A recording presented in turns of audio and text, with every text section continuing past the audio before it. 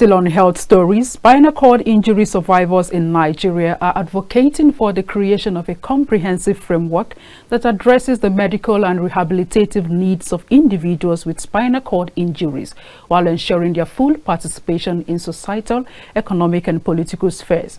The call to action was the central theme of the first ever inaugural Spinal Cord Injury Conference, which began in Abuja. Benedict Oku has more details on this story. This gathering is the first event National Spinal Cord Injury Conference in Nigeria. Long-term rehabilitation needs of survivors of spinal cord injuries are often not adequately covered by the healthcare system.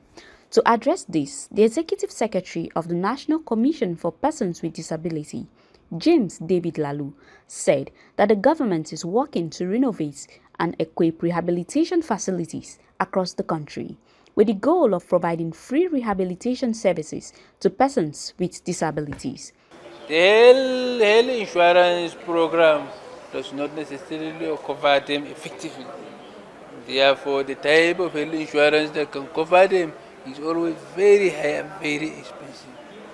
I want to assure you that the directive we received from His Excellency President Bola Ahmed Tinubu for the revival of the all rehabilitation centers across the Federation, starting with the renovation, upgrading and equipping and standardization of rehabilitation facilities in the secure political zone, will be able to provide this type of rehabilitation services for free.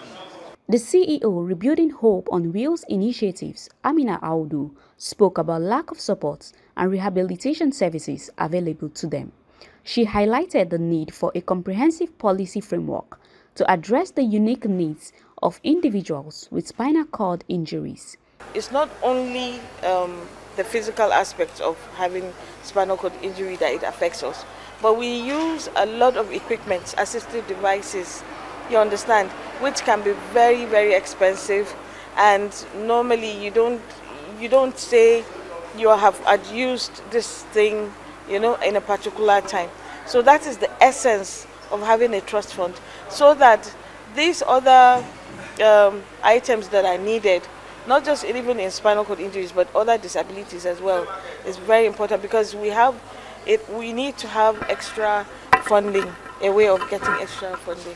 The survivors of spinal cord injuries said, with the current hardship, treatment of spinal cord injury is biting hard on them. They called on insurance organizations to develop policies that will cover the costs associated with spinal cord injury care. You are on a long journey of being on drugs, daily medical supplies, physiotherapies, medical equipment like the wheelchair, assistive technology. All these things cost money, and the injury itself had drained a lot. So these are the gap we want government to fill, to give us a level playing ground. One, if there is incentive we can get, like the NHIS and others, for people with spinal cord injury that can key in, that will make life more easy and bearable for them. They explained that the current rehabilitation process for spinal cord injuries often falls short. None, unfortunately. I have seen none, and we are praying to have one.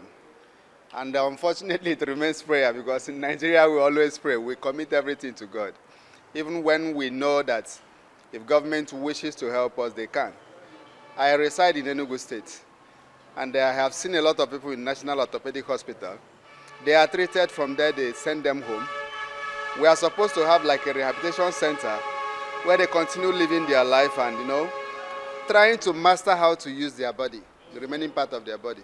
So these are the things we pray for, but unfortunately it remains prayer. And then we talk about physiotherapy, which is also a very important aspect for persons with spinal cord injury. You go to hospitals today, it's quite expensive. So if you can't even afford it, it becomes difficult. And that brings me to the area of finance. That's another part. So these are basically the challenges we go through. And so we want the government to make it easier for us by providing medical services, basically for persons with spinal cord injury.